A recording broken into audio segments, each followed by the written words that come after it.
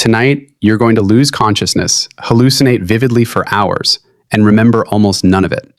That's not a horror movie plot. That's just sleep.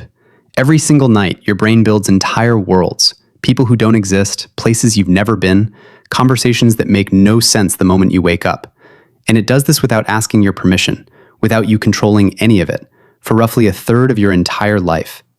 We've been doing this since before we were even fully human. Every mammal that's ever been studied for it shows signs of dreaming.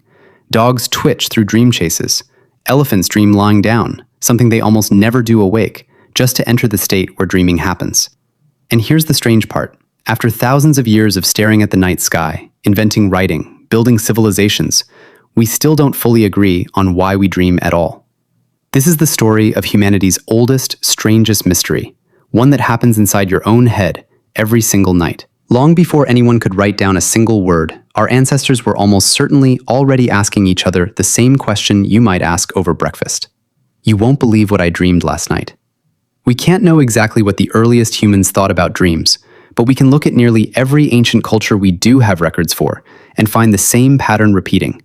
Dreams were never treated as random noise. They were treated as messages. That single belief that a dream means something shows up independently in cultures with no contact with each other on nearly every continent. Which raises an obvious question. If dreams are just meaningless static, why did humans everywhere become convinced they were something more? Around 1275 BCE, in ancient Egypt, someone did something remarkable. They wrote a manual for interpreting dreams. It's known today as the Egyptian Dream Book, and it reads almost like a strange dictionary. Dreaming of your teeth falling out meant one thing. Dreaming of drinking warm beer meant another. Egyptians believed dreams were direct communication from the gods, and specially trained priests, sometimes called masters of the secret things, were paid to decode them. This wasn't a fringe belief. Dream interpretation was a real profession in ancient Egypt, taken as seriously as medicine. And they weren't alone. In ancient Mesopotamia, the Babylonians and Assyrians kept detailed dream omens carved into clay tablets, cataloging thousands of dream scenarios and what each one supposedly predicted: droughts, wars, deaths, good fortune. Kings reportedly consulted dream interpreters before making major decisions, treating a strange nighttime vision with the same weight as a military advisor's report. Here's one of the strangest historical practices connected to dreams. In ancient Greece, sick people would travel to temples dedicated to Asclepius, the god of healing, specifically to sleep there. The practice was called incubation. Patients believed that if they slept inside the temple, Asclepius himself might visit them in a dream and either heal them directly or reveal the treatment they needed. Archaeologists have found ancient inscriptions at these healing temples, recording patients' dreams and the miracle cures that reportedly followed. It sounds bizarre today, but functionally, it wasn't so different from a hospital. Sick people traveled long distances, stayed overnight in a controlled environment, and were essentially observed and cared for, all built around the belief that healing arrived through a dream. Not every culture treated dreams as isolated messages. Some treated them as an entirely different layer of existence. In Aboriginal Australian cultures, one of the oldest continuous cultures on Earth, the concept often translated as dream time describes something far bigger than sleep dreams alone, a foundational period and ongoing spiritual reality connected to creation itself and to the ancestral beings who shaped the land. It's a rich, complex worldview that anthropologists have spent decades studying respectfully, and it reflects something important. For a huge stretch of human history, the boundary between dream and reality wasn't nearly as fixed as most of us assume today. For thousands of years, the loudest theories about dreams came from religion and mysticism. Then, in 1899, Sigmund Freud published a book called The Interpretation of Dreams, arguing that dreams were coded messages from our unconscious mind, often, in his view, tangled up with repressed desires. Freud's theory became massively influential in popular culture. But here's the twist most people don't know. Modern psychology has moved away from most of his specific claims. Freud gave dream science cultural relevance, but not necessarily scientific accuracy. The real turning point came decades later, in 1953, when two researchers, Eugene Azarinsky and Nathaniel Kleitman, discovered something almost accidentally while studying sleeping infants: rapid eye movement, REM sleep. They noticed that during certain stretches of sleep, The eyes dart back and forth rapidly under closed eyelids. And when they woke people up during these stretches, those people reported vivid, detailed dreams far more often than when woken from other sleep stages. For the first time in human history, dreaming had a measurable physical signature. Here's what modern neuroscience can tell us, even without fully solving the mystery. During REM sleep, your brain is almost as electrically active as when you're awake, sometimes even more active in certain regions. But your body is intentionally paralyzed, in a state called atonia, which stops you from physically acting out what your brain is imagining. It's a safety mechanism. Without it, you'd potentially thrash, kick, or act out your dreams in real life, which, in rare sleep disorders, is exactly what happens. Meanwhile, the parts of your brain tied to logic and self-control, largely in the prefrontal cortex, quiet down significantly. That's very possibly why dream logic makes no sense. You can be talking to your childhood teacher, who is somehow also your coworker, standing in a house that's also somehow the ocean, and none of it feels strange while it's happening. The part of your brain that would normally flag, "Wait, this doesn't make sense," has partially gone offline. So why does the brain do this?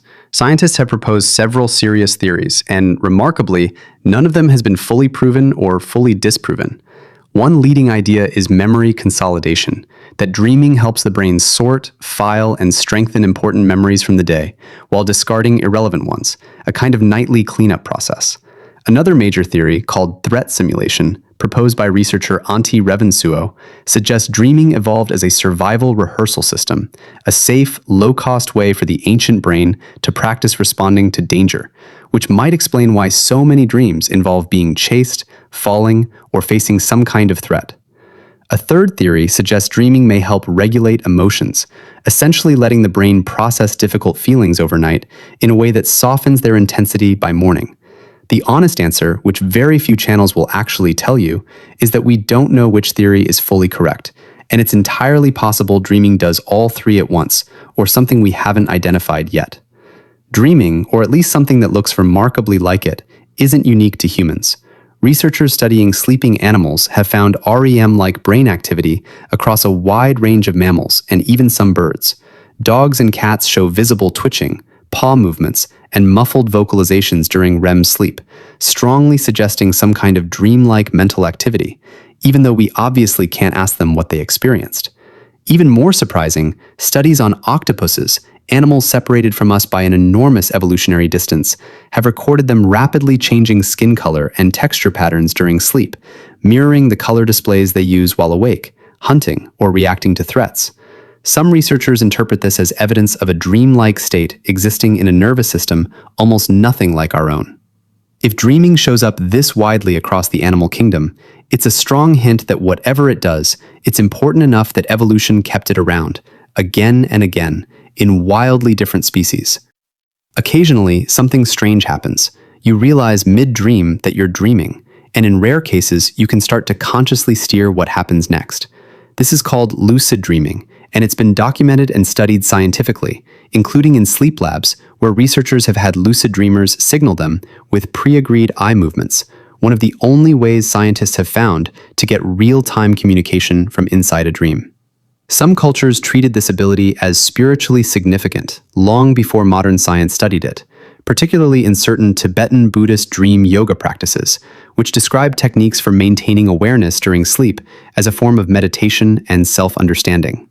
Whether you view it mystically or scientifically, lucid dreaming is one of the clearest reminders that the line between conscious and unconscious isn't as sharp as it feels.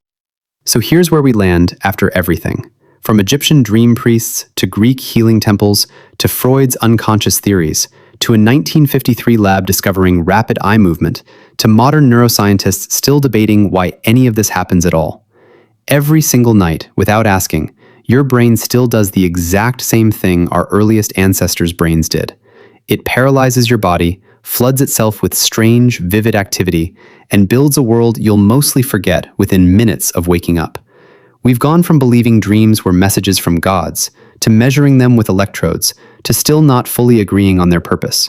And somehow, that gap between how ancient this experience is and how little we still understand it is exactly what makes it one of the most human things about being human.